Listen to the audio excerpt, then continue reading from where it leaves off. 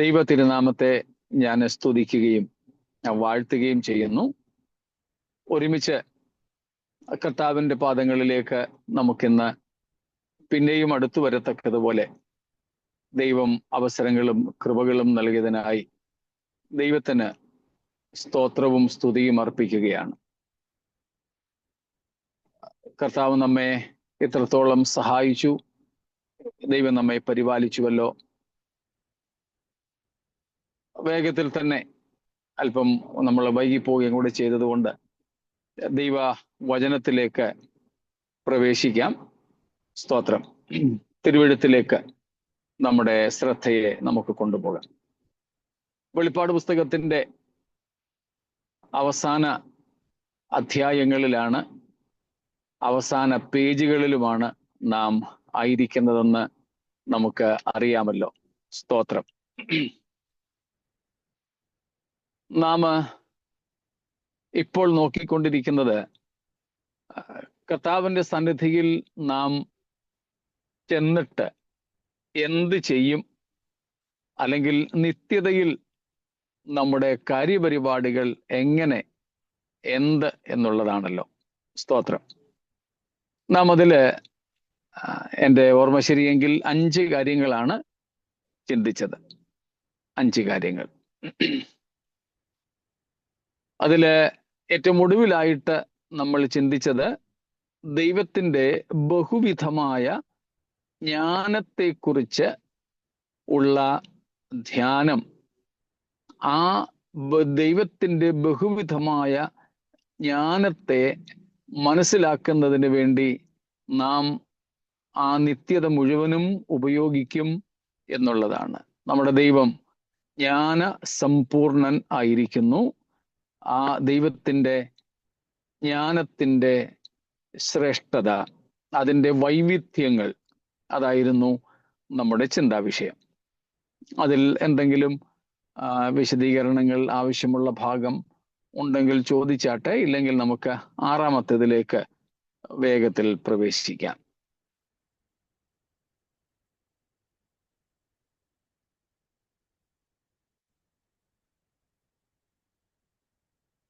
എൻ്റെ ഓർമ്മയിൽ ചോദ്യങ്ങളൊന്നും വാട്സപ്പിലൂടെയും ലഭിച്ചിട്ടില്ല.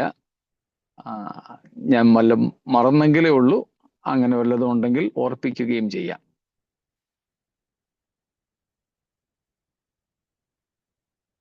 ഒന്നുമില്ലെങ്കിൽ നിത്യതയിൽ നാം ചെയ്യുവാൻ പോകുന്ന 6-ാമത്തെ കാര്യം.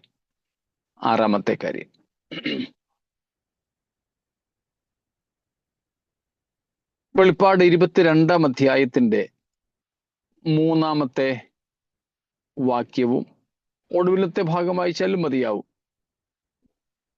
3-ാം വാക്യത്തിൻ്റെ ഒടുവും 4-ാം വാക്യത്തിൻ്റെ തുടക്കവും.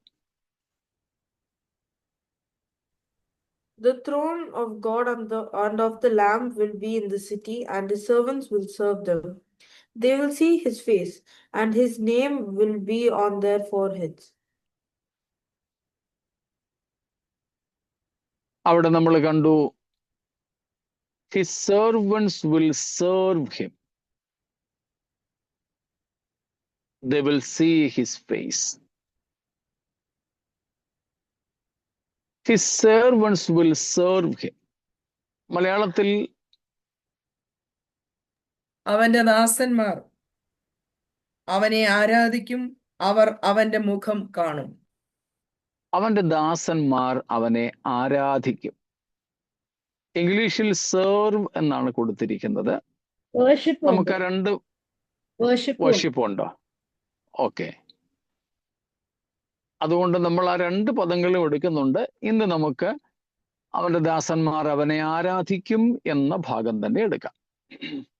സമയവും കുറച്ച് ഉള്ളല്ലോ. നമുക്ക് അത് നോക്കാം.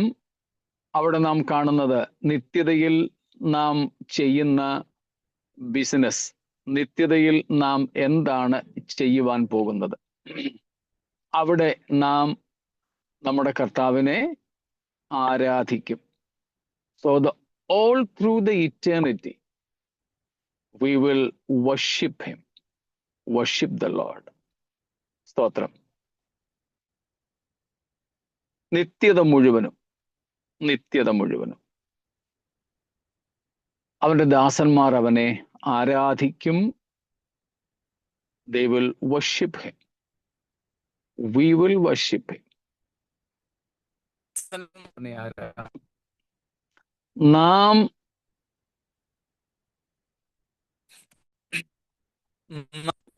കേൾക്കാമോ? ഇപ്പൊ കുഴപ്പമില്ല. Okay. ഇടയ്ക്ക് ഇടയ്ക്ക് ഒരു കോൾ വന്നുകൊണ്ടാ. കുഴപ്പമില്ലല്ലോ. ഓക്കെ. അവന്റെ ദാസന്മാർ അവനെ ആരാധിക്കും. അപ്പോൾ നാം നമ്മുടെ ദൈവത്തെ നിത്യത മുഴുവനും ആരാധിക്കും. സ്തോത്രം. ആരാധന എന്ന് പറഞ്ഞാൽ അർത്ഥം നമുക്കറിയാമല്ലോ. സാധാരണ നമ്മൾ ആരാധിക്കുക എന്നുള്ളതിന് വികലമായ നിർവചനമാണ് കൊടുക്കാറുള്ളത്. വികലമായ നിർവചനം. നമ്മൾ ഇതിനെ സംബന്ധിച്ച് നേരത്തെയും ചിന്തിച്ചിട്ടുണ്ട്. ആരാധനയെ സംബന്ധിച്ച് വർഷിപ്പ് ലീഡർ എന്നും വർഷിപ്പ് എന്നും ഒക്കെ പറയുന്നതിൻ്റെ ശരിയായ അർത്ഥതലങ്ങളെ കുറിച്ച് നമ്മൾ ചിന്തിച്ചിട്ടുണ്ട്. അതുകൊണ്ട് ഇവിടെ കൂടുതൽ വിശദീകരണങ്ങൾ ആവശ്യമില്ലെന്നാണ് ഞാൻ കരുതുന്നത്. സ്തോത്രം. അപ്പം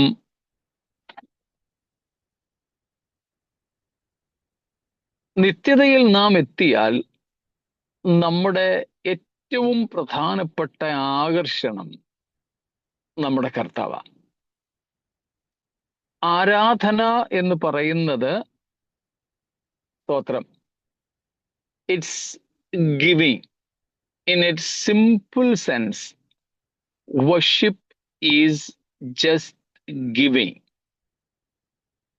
കൊടുക്കുക, നൽകുക. ഇതാണ് ആരാധനയുടെ അർത്ഥം.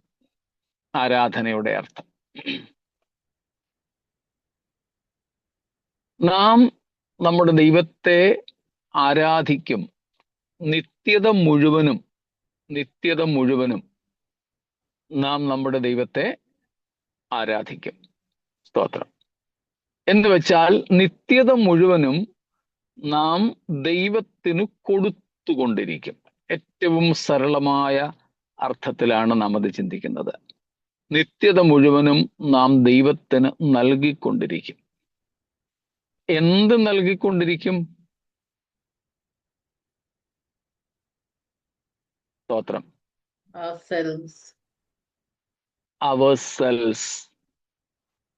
That is the extreme, the utmost thing we will be giving to him. ഈ ഭൂമിയിൽ വെച്ചും ആരാധിക്കുക എന്ന് പറയുന്നതിൻ്റെ ശരിയായ അർത്ഥം ദൈവത്തിന് കൊടുത്തുകൊണ്ടിരിക്കുക എന്നതാണ്. ദൈവത്തിന് കൊടുക്കുക. നാം നമ്മെ തന്നെ ദൈവത്തിന് കൊടുക്കും. നമ്മെ തന്നെ ദൈവത്തിന് നൽകും. നിത്യതയിൽ ഇവിടെ വെച്ചായാലും ആരാധന എന്ന് പറയുമ്പോൾ നിത്യതയിലായാലും നാം ദൈവത്തിന് നൽകുന്നത് നമ്മെ തന്നെ കൊടുക്കുന്നതോടൊപ്പം തന്നെ നാം ദൈവത്തിന് മഹത്വവും നൽകും. 4-ാം അധ്യായത്തിന്റെ 8-ാമത്തെ വാക്യം, chapter 4 verse 8.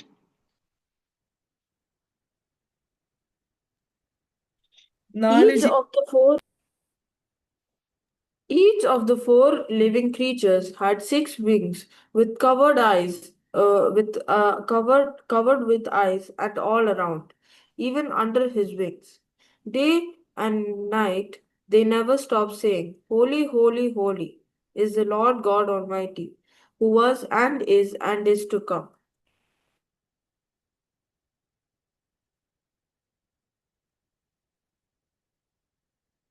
അതിന്റെ 8ാമത്തെ വാക്യമാണോ വായിച്ചേ? Yes, Pastor. Verse 8 was supposed to be read. Yes, I read verse 8, Pastor. 8ാം വാക്യം.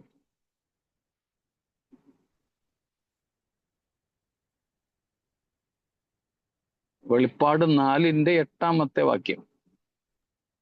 He read 8, Pastor. He read 8. But Pastor 9 is whenever the living creatures give glory and honor and thanks to him who sits on the throne. So probably it is that. Yeah, in മലയാളത്തിൽ 8ാമത്തെ വാക്യ. 4 ജീവികളും ഓരോന്നിന് 6 ചിറകുള്ളതായി ചുറ്റിലും അകത്തും കണ്ണ് നിറഞ്ഞിരിക്കുന്നു. ഇരിക്കുന്നവനും ഇരുന്നവനും വരുന്നവനുമായി സർവശക്തിയുള്ള കർത്താവായ ദൈവം പരിശുദ്ധൻ പരിശുദ്ധൻ പരിശുദ്ധനെന്ന് അവർ രാപ്പകൽ വിശ്രമം കൂടാതെ പറഞ്ഞുകൊണ്ടിരിക്കുന്നു. ഇത് മലയാളത്തിൽ 8ാമത്തെ വാക്യം. അപ്പം 9ാമത്തെ വാക്യാണ് എന്നേക്കും ജീവിച്ചിരിക്കുന്നവനായി സിംഹാസനത്തിൽ ഇരിക്കുന്നവന് ആ ജീവികൾ മഹത്വവും ബഹുമാനവും സ്തോത്രവും കൊടുക്കുമ്പോഴൊക്കെയും. അപ്പോ ഈ 4 ജീവികൾ, ആ ജീവികൾ ആരാണ് എന്താണെന്നൊക്കെ നമ്മൾ ചിന്തിച്ചിട്ടുണ്ടല്ലോ. അവ എന്താണ് ചെയ്യുന്നത്? 8ാം വാക്യത്തിൽ, മലയാളത്തിലെ 8ാമത്തെ വാക്യം, ഇംഗ്ലീഷിൽ 7ാം വാക്യമായിരിക്കും അല്ലേ? അല്ല പാസ്റ്ററെ, 8 തന്നെ, അത് തന്നെ വായിച്ചത്. എന്താ ചെയ്യുന്നത് ആ 4 ജീവികൾ? വിശ്രമം കൂടാതെ എന്തു പറഞ്ഞുകൊണ്ടിരിക്കുന്നു? സർവശക്തിയുള്ള കർത്താവായ ദൈവം പരിശുദ്ധൻ പരിശുദ്ധൻ പരിശുദ്ധൻ എന്ന് പറഞ്ഞുകൊണ്ടിരിക്കുന്നു. അടുത്ത വാക്യത്തിൽ നമ്മൾ വായിക്കുന്നു അതിന്റെ അർത്ഥം എന്താണെന്ന്. ഇങ്ങനെ ഈ ജീവികൾ ദൈവത്തിന് മഹത്വം കൊടുക്കുമ്പോഴൊക്കെയും. സ്തോത്രം. അപ്പോൾ അവര് ദൈവത്തെ മഹത്വപ്പെടുത്തിക്കൊണ്ടിരിക്കുകയാണ്. അവർ ദൈവത്തെ മഹത്വപ്പെടുത്തിക്കൊണ്ടിരിക്കുക. അപ്പോൾ നാമും ആരാധിക്കും എന്ന് പറഞ്ഞാൽ അതിൻ്റെ അർത്ഥം, സ്തോത്രം, ആരാധിക്കും എന്ന് പറഞ്ഞാൽ അതിൻ്റെ അർത്ഥം, ഒന്നാമത്തേത് നാം ദൈവത്തിന് മഹത്വമർപ്പിക്കും എന്നാണ്.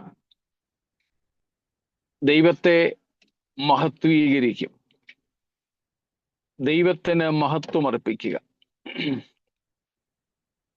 സ്തോത്രം. നാം അവിടെ ദൈവത്തിന് മഹത്വം അർപ്പിക്കുന്നതിനുള്ള കാരണങ്ങൾ, അതിനുള്ള മുഖാന്തരങ്ങൾ നമ്മൾ ഇതിനോടകം തന്നെ പലതും കണ്ടു. ദൈവത്തിൻ്റെ ആളത്വം, ദൈവത്തിൻ്റെ മഹത്വം, ദൈവത്തിൻ്റെ പരിശുദ്ധി, ഇവയെല്ലാം തന്നെ ദൈവത്തിന് മഹത്വം അർപ്പിക്കുവാനുള്ള കാരണങ്ങളാണ്. സ്തോത്രം. ഇവയെല്ലാം തന്നെ ദൈവത്തെ മഹത്വപ്പെടുത്തുന്നതിനുള്ള കാരണങ്ങളാണ്. സ്തോത്രം. അപ്പോൾ ഇങ്ങനെ നമ്മൾ ദൈവത്തിന് മഹത്വം അർപ്പിക്കുകയായിരിക്കും നിത്യതയിൽ ചെയ്യുന്ന ആരാധനയുടെ ഒരു കാര്യം. സ്തോത്രം. ആരാധനയിലെ ഒരു വിഷയം. അപ്പോഴാണ് അടുത്ത വാക്യത്തിൽ നമ്മൾ കാണുന്നത്, 24 മൂപ്പന്മാർ എന്താ ചെയ്യുന്നേ? ഈ 4 ജീവികൾ ഇങ്ങനെ ദൈവത്തെ പ്രകീർത്തിക്കുകയാ. ദൈവം ആരാണെന്ന് ദൈവത്തോട് പറയുകയാ. സ്തോത്രം. ഇതാണ് ദൈവത്തെ മഹത്വപ്പെടുത്തുന്നത്. ദൈവം ആരാണെന്ന് ദൈവത്തോട് പറയുന്നു. ഈ 4 ജീവികൾ പറയുന്നത് പരിശുദ്ധൻ, പരിശുദ്ധൻ, പരിശുദ്ധൻ എന്നാണ്. നമ്മൾ കേട്ടിട്ടുണ്ട്. നമ്മൾ ഈ അധ്യായം പഠിച്ച കാര്യമാണ്. സ്തോത്രം. നിത്യതയിൽ സ്വർഗീയ ജീവികൾ ഏറ്റവും അധികമായി ദൈവത്തെ വാഴ്ത്തുന്നത്, മഹത്വപ്പെടുത്തുന്നത് ദൈവത്തിന്റെ പരിശുദ്ധി നിമിത്തം തന്നെയാണ്. എന്നാൽ നമ്മൾ അവിടെ ചെന്നിട്ട് ദൈവത്തെ ഏറ്റവും കൂടുതൽ വാഴ്ത്തുന്നത്, മഹത്വപ്പെടുത്തുന്നത് ഏത് വിഷയത്തിലായിരിക്കുമെന്ന് ഓർമ്മ കാണുമല്ലോ. സ്നേഹം. അതിൽ വെളിപ്പെട്ടത് ദൈവത്തിന്റെ സ്നേഹമാണ്. ആ സ്നേഹം, സ്തോത്രം. അപ്പോൾ ഇങ്ങനെ നമ്മൾ ദൈവത്തെ സ്തുതിച്ച് മഹത്വപ്പെടുത്തും. സ്വർഗീയ ജീവികളുമുണ്ട് അവിടെ. അവരും നമ്മൾ ചെല്ലുമ്പം ആരാധന അല്ലെങ്കിൽ ഈ സ്തുതി നിർത്തുന്നില്ല. അവരും അനുസ്യൂതം തുടരുകയായിരിക്കും. പ്രത്യേകിച്ച് വിശുദ്ധന്മാരെല്ലാവരും കൂടെ ചെല്ലുമ്പോഴേക്കും സ്വർഗീയ ദൂതന്മാർക്കും സന്തോഷം അടക്കിക്കൂടായിരിക്കും. അവരും സ്തുതിക്കും. അപ്പോൾ എന്താ ചെയ്യുന്നത്? അടുത്ത ഭാഗമായിട്ട് എന്താ നമ്മൾ ചെയ്യുന്നത്? 24 മൂപ്പന്മാർ ചെയ്ത കാര്യമാണ് ചെയ്യുന്നത്. അവർ ചെയ്തത് നമുക്കറിയാം. അവർ തങ്ങളുടെ സിംഹാസനങ്ങളിൽ നിന്ന് ഇറങ്ങി താഴെ ഇരുന്നു എന്നല്ല, അവർ ഇറങ്ങി. എന്നിട്ട് തങ്ങളുടെ കിരീടങ്ങളെ,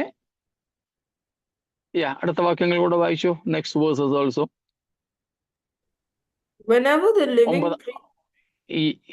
from 9th verse. Whenever the living creatures give glory, honor, and thanks to him who sits on the throne and who lives forever and ever.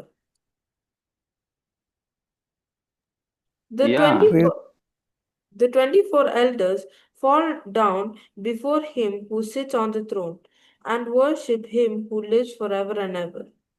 They lay their crowns before the throne and say, "You are worthy, our Lord and God, to receive glory and honor and power, for you created all things, and by your will they were created and have their being." ഈ സ്വർഗീയ ജീവികൾ ദൈവത്തിന് മഹത്വമർപ്പിക്കുന്ന 2 പ്രധാനപ്പെട്ട കാര്യങ്ങൾ. ഒന്ന്, നമ്മൾ 8ാം വാക്യത്തിൽ കണ്ടു, ദൈവം പരിശുദ്ധനാണ് എന്നുള്ളത്. രണ്ടാമത്തെ കാര്യം 9ാമത്തെ വാക്യത്തിൽ നമ്മൾ കാണുന്നു,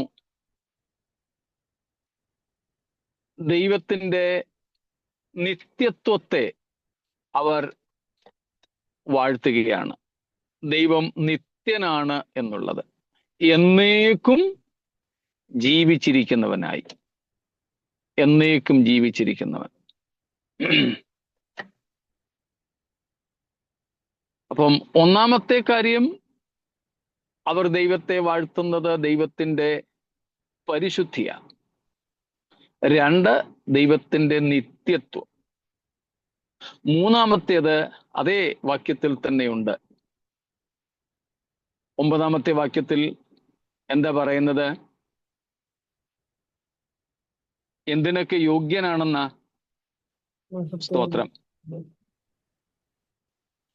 മഹത്വവും ബഹുമാനവും സ്തോത്രവും ഒക്കെ സ്വീകരിപ്പാൻ യോഗ്യനാണ് എന്ന നിലയിലാണ് അവിടെ കാണുന്നത്. സ്തോത്രം. എന്നേക്കും ജീവിച്ചിരിക്കുന്നവൻ, നിത്യൻ, നിത്യത്വം. ഇതെല്ലാം നമുക്ക് ഇന്നും ചെയ്യാൻ പറ്റുന്ന കാര്യം തന്നെയാണ്. വ്യത്യാസം അന്ന് നമ്മൾ കർത്താവിനെ മുഖാമുഖം കണ്ടുകൊണ്ട് ചെയ്യും. പാട്ടുകാരൻ പാടാറുണ്ടല്ലോ, ഇന്ന് ഞങ്ങൾ വിശ്വാസത്താൽ ആരാധിക്കുന്നു, അന്നു നാഥൻ മുഖം കണ്ട് ആരാധിച്ചിടും. ഇന്ന് നമുക്ക് ഭാഗികമായ അറിവുകളൊക്കെ ഉള്ളു ഈ വിഷയങ്ങളിൽ. പക്ഷേ അന്ന് നമുക്ക് പൂർണ്ണമായുള്ള അറിവോടും കർത്താവിനെ നേരിൽ കണ്ടുകൊണ്ടും ഇത് ചെയ്യാനായിട്ട് പറ്റും. അപ്പോൾ ദൈവത്തിന്റെ പരിശുദ്ധി, നിത്യത്വം, രണ്ട് തന്റെ രാജത്വം, his rulership, that is one who reigns on the throne, സിംഹാസനത്തിൽ ഇരിക്കുന്നവൻ. Next is what he is worthy of, എന്തിന് അവൻ യോഗ്യനാണ്, മഹത്വവും മാനവും പുകഴ്ചയും എല്ലാം സ്വീകരിപ്പാൻ അവൻ യോഗ്യൻ. 5-ാം അധ്യായത്തിലും നാം അത് കാണുന്നുണ്ട്. സ്തോത്രം. 5-ാമത്തെ അധ്യായത്തിലും അതാണ് നാം കാണുന്നത്. സ്തോത്രം. 5-ന്റെ 12-ാമത്തെ വാക്യം, 5:12. In a loud voice they sang, Worthy is the Lamb who was slain, to receive power and wealth and wisdom and strength and honor and glory and praise. സ്തോത്രം. 13 also. Then I heard every creature in heaven and on earth and under the earth and on the sea, and all that is in them, singing, To him who sits on the throne and to the Lamb, praise and be praise and honor and glory and power forever and ever. The what our God is worthy of. Confessing what the worthiness of our God. ദൈവത്തിന്റെ യോഗ്യത, ദൈവം എന്തിന് യോഗ്യനാണെന്ന് ദൈവത്തോട് പറയുക. സ്തോത്രം. വർഷിപ്പിന്റെ, ആരാധനയുടെ ഭാഗമാണത്. മനസ്സിലാവുന്നുണ്ടല്ലോ? ഇങ്ങനെ ദൈവത്തിന് മഹത്വം കൊടുക്കുമ്പോഴൊക്കെ 24 മൂപ്പന്മാർ ചെയ്യുന്ന കാര്യമാണ് നമ്മൾ 4-ാം അധ്യായത്തിൽ വായിച്ചത്. അവർ സിംഹാസനങ്ങളിൽ നിന്നും ഇറങ്ങി തങ്ങളുടെ തലയിലെ കിരീടങ്ങൾ സിംഹാസനസ്ഥനായ, സിംഹാസനത്തിൽ ഇരുന്ന് അരുളുന്ന, വാഴുന്ന നമ്മുടെ ദൈവത്തിന്റെ മുമ്പിൽ ഇട്ടുകൊടുത്തുകൊണ്ട് അവരും ഏറ്റുപറയും, സ്തോത്രം, നീയാണ് ഇവയെല്ലാം സ്വീകരിപ്പാൻ യോഗ്യനായിട്ടുള്ളത്. സ്തോത്രം. എല്ലാം സ്വീകരിപ്പാൻ യോഗ്യനായിട്ടുള്ളത്. കാരണം 10-11 വാക്യങ്ങളിൽ 4-ാം അധ്യായത്തിൽ പറയുന്നുണ്ട്. സ്തോത്രം. സ്വർഗത്തിൽ നമ്മൾ ചെന്നാൽ ചെയ്യുന്ന 6-ാമത്തെ കാര്യം ആരാധനയാണ്. ആ ആരാധനയുടെ അർത്ഥം നാം ഇവിടെ കാണുന്നു. നമ്മുടെ സഭായോഗങ്ങളിലെ അല്ലെങ്കിൽ നമ്മുടെ ഈ ഭൂമിയിലെ ആരാധന പോലെ കൊട്ടും പാട്ടും അന്യഭാഷയും പറയുന്ന, കൈയടിക്കുന്ന, ശബ്ദമുണ്ടാക്കുന്ന ഒരു രീതിയായിട്ട് ആരാധനയെ കാണരുത്. ഇവിടെ പറയുന്ന ആരാധന അതല്ല. It's giving unto the Lord. ദൈവത്തിന് കൊടുക്കുകയാണ്. ദൈവത്തോട് കൺഫസിങ് അൺടു ദ ലോർഡ്. ദൈവത്തോട് തന്നെ ദൈവം ആരാണ്, എന്താണ് എന്ന് പറയുക, എന്ന് ഏറ്റുപറയുക. സ്തോത്രം. ദൈവത്തോട് തന്നെ ദൈവം ആരാണ്, എന്താണ് എന്ന് പറയുക. ദൈവത്തിന്റെ മഹത്വത്തെ വെളിപ്പെടുത്തുക. അത് ദൈവത്തിന്റെ പരിശുദ്ധി, നിത്യത്വം, രാജത്വം,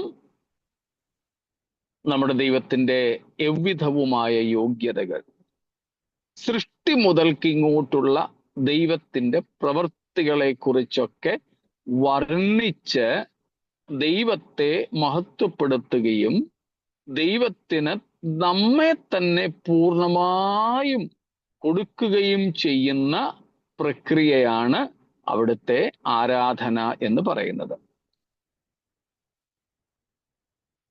5-ാം അധ്യായത്തിലേക്ക് വരുമ്പോൾ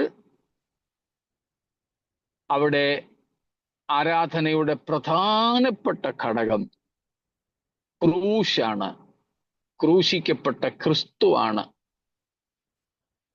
മുൻപോട്ടുള്ള അധ്യായങ്ങളിലും നമുക്കത് കാണാം. വീണ്ടെടുപ്പാണ് ആരാധനയുടെ മുഖ്യ വിഷയം. സ്തോത്രം. വീണ്ടെടുപ്പ്.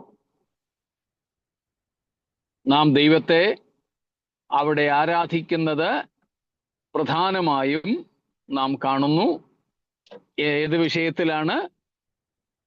സ്തോത്രം. വീണ്ടെടുപ്പ് എന്ന വിഷയത്തിലാണ്. സ്തോത്രം. വീണ്ടെടുപ്പ്.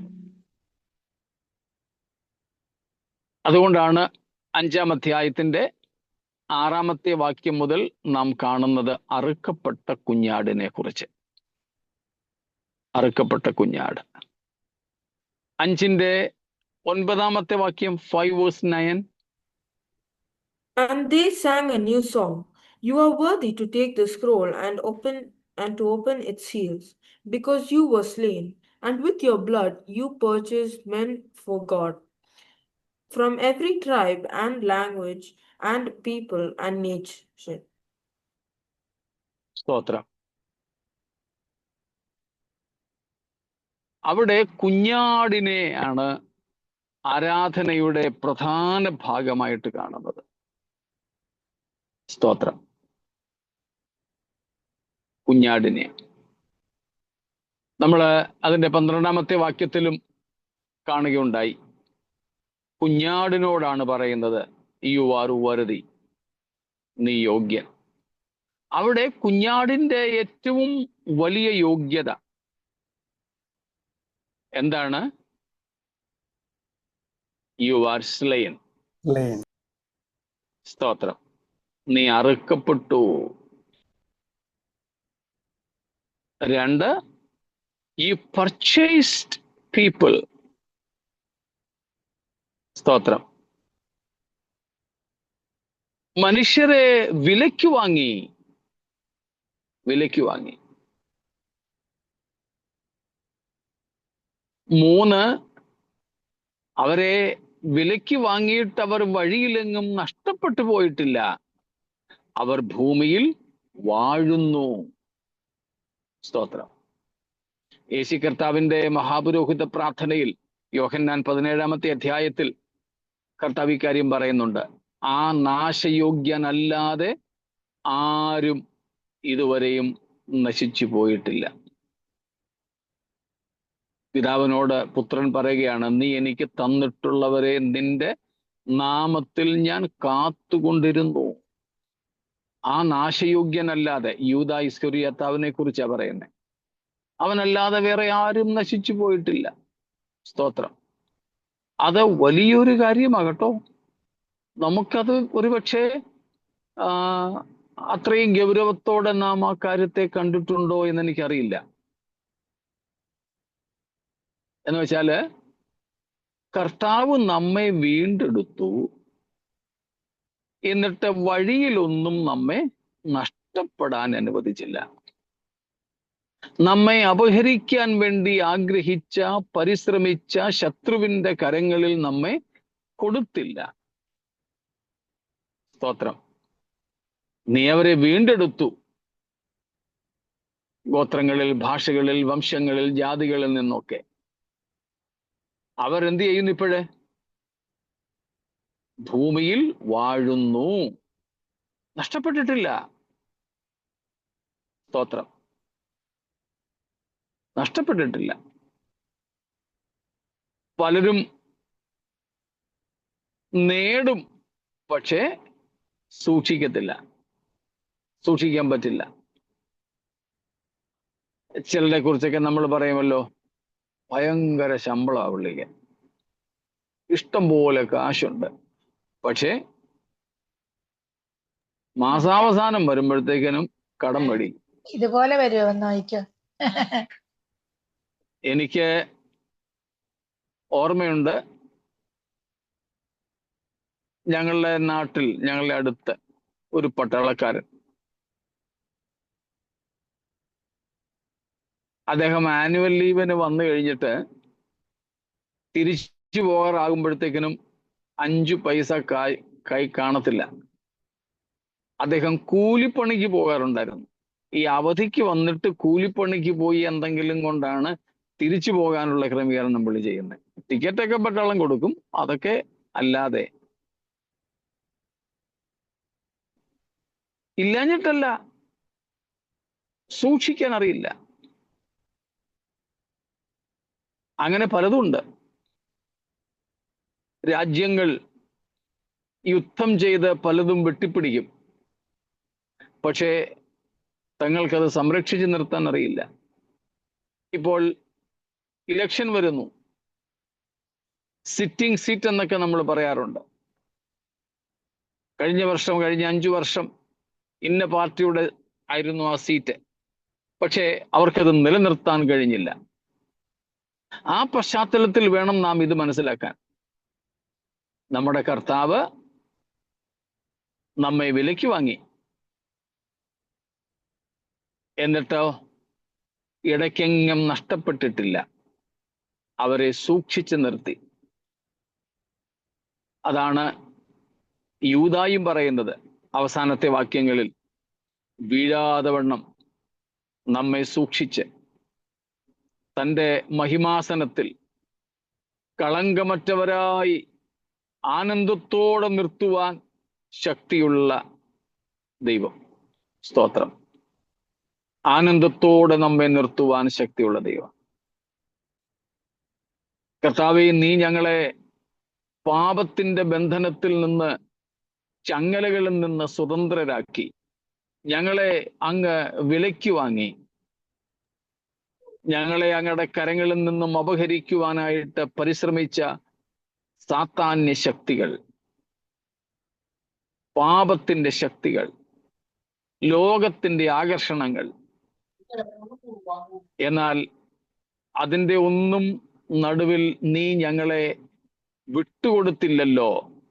സ്തോത്രം. വിട്ടുകൊടുക്കാതെ ദൈവം നമ്മെ പരിപാലിച്ചത്, നമ്മെ നിലനിർത്തി ആനന്ദത്തോടെ ദൈവസന്നിധിയിലേക്ക് നമ്മെ അടുപ്പിച്ചത്, അതൊക്കെ നമുക്ക് ദൈവത്തെ ആരാധിക്കുന്നതിന്, ദൈവത്തെ മഹത്വപ്പെടുത്തുന്നതിന് കാരണമാണ്. സ്തോത്രം. അപ്പോൾ അങ്ങനെ 4-ാം അധ്യായവും 5-ാം അധ്യായവും നാം കാണുന്നു. സ്തോത്രം.